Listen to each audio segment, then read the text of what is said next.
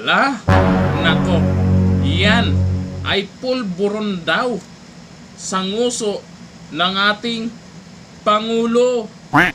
Nako naman, baka naman kung ano lang yung nasa nakalagay dyan.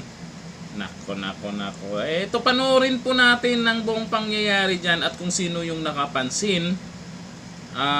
Kayo na pong balang umusga kung ano yan. Pero sabi-sabi, at itong isang may nagsabi din na vlogger na pulburon daw yan nasa nguso ni PBBM. Ano bang pulburon yan? Yung sa Goldilocks ba? Eto, panoorin natin. We shall have the wreath-laying ceremony. Dala.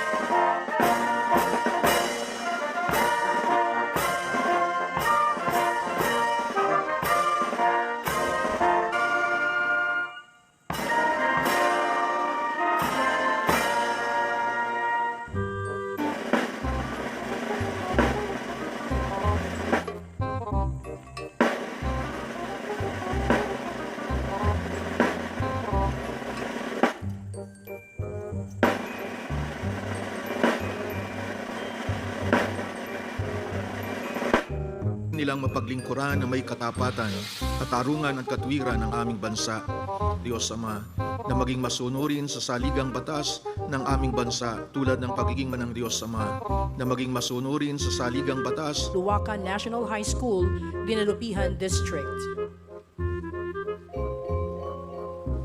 Bilateral Leaders Summit. They will advance a partnership based on deep history. His Excellency Ferdinand R. Marcos Jr. Sa puntong ito po nagtatapos ang ating pagkunita sa ika-82 taong Ako, anong masasabi nyo po sa video na yan? At kung ano yung nandito. Dito talaga, yung puti na yan. Kung ano yan. Sa tingin nyo, ano yan? Comment tayo dyan, baka alam nyo kung ano yan. Pero sabi nila daw ay pulburon. Ang tanong ko naman, anong brand ng pulburon yan? May yung paborito ni Tatay Dix, yung sa Goldilocks. Oo, masarap yung pulburon na yon. Itong kay PBBM, ano bang klaseng pulburon ang paborito niya?